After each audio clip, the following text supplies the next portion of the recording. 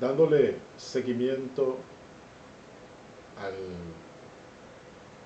programa anterior, que se nos acabó la memoria, estábamos diciendo que el Papa, frente a millones, vía los medios de comunicación, vía satélite, les enseña a más de 1.200 millones de personas que a la Virgen María se le debe de orar y se le puede orar y que eso es bueno.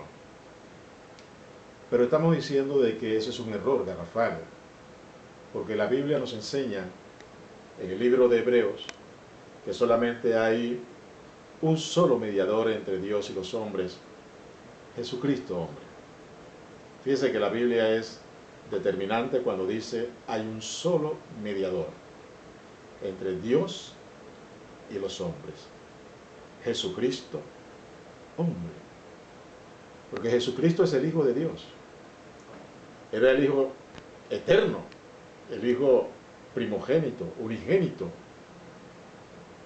el unigénito de Dios, quien era con Dios y es Dios, pero que se despojó a sí mismo, tomando forma de siervo. O sea, se hizo hombre, se encarnó, porque grande es el misterio de la piedad.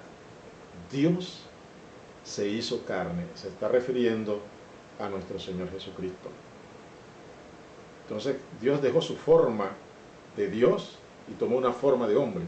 Y este hombre murió en la cruz del Calvario, pero resucitó al tercer día y subió a los cielos y está en los cielos al lado de la diestra del Padre, está sentado a su diestra en su trono, y ahí intercede y media, es mediador entre Dios Padre y nosotros los hombres. Significa eso que nosotros debemos aceptar que Jesucristo es suficiente para mediar entre el Padre y nosotros. Por eso nos dice que debemos con confianza acercarnos al trono de la gracia, al trono de Dios, al trono de la misericordia, por el camino nuevo que Cristo nos abrió a través del velo de su carne, porque cuando Cristo murió en la cruz, el velo que estaba en el templo de Salomón en Jerusalén se rasgó desde arriba hacia abajo, dando a entender el Espíritu Santo por este acto de que la separación que había entre Dios y los hombres, o los hombres y Dios, se había terminado. Ese velo de separación era quitado mediante la muerte del Hijo de Dios en la cruz del Calvario. Entonces Él resucita, está a la diestra del Padre y ahí intercede por nosotros. O sea, nosotros debemos orar directamente al Padre en el nombre de Jesucristo, como el mismo Cristo nos enseñó. Todo lo que pidáis al Padre en mi nombre, yo lo haré.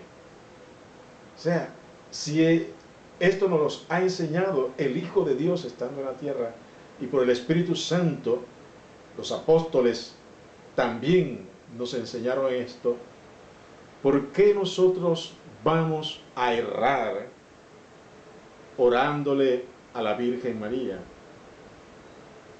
contradiciendo lo que Dios le ha enseñado a los hombres?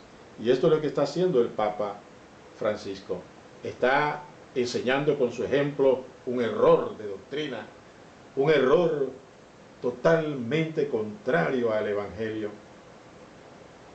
Pero esto no es de extrañar, porque siendo que el Papa se sienta en la diócesis de Roma, que fue la diócesis que se dice por la tradición que fue fundada por el apóstol Pedro, pero la Escritura enseña de que tanto el apóstol Pedro como el apóstol Juan fueron los que establecieron las semillas en Roma, en la capital del imperio, para que la iglesia ahí creciera y se extendiera. Pero fuera de eso, hay un pasaje en las Escrituras, y yo quiero compartir con ustedes este pasaje, Eso está en Gálatas, en el capítulo 2 de Gálatas, donde dice y relata, en una ocasión Pedro fue de Jerusalén a Antioquía acompañado de muchos judíos, de varios judíos. Ya él había estado en muchas ocasiones en Antioquía y compartía con los hermanos en Antioquía que no eran judíos, eran no judíos, eran gentiles, y él convivía con ellos, comía con ellos, entraba a sus casas, se regocijaba con ellos, recordando que para los judíos el entrar en la casa de un gentil, eso era abominación, ellos no deberían hacer esto. Pero Pedro, ya él estaba en el Evangelio, estaba en Cristo, y él aceptaba a los hermanos y convivía con ellos, los hermanos cristianos, como él, pero que no eran judíos.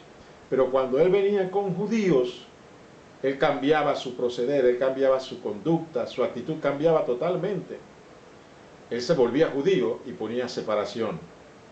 Veamos lo que dice el libro de los Gálatas referente a esta situación, que nos da una enseñanza profunda en esto. Dice, pero cuando Pedro vino a Antioquía, le resistí cara a cara, porque era de condenar. Mire, el apóstol Pablo está diciendo que esta actitud de Pedro era de condenar. Pedro mismo era de condenar, y él le resistió, pues, cara a cara, como dice. Le resistió. Pues antes que viniesen algunos de parte de Jacobo, comía con los gentiles, pero después que vinieron, se retraía y se apartaba porque tenía miedo de los de la circuncisión. Y en su simulación participaban también los otros judíos.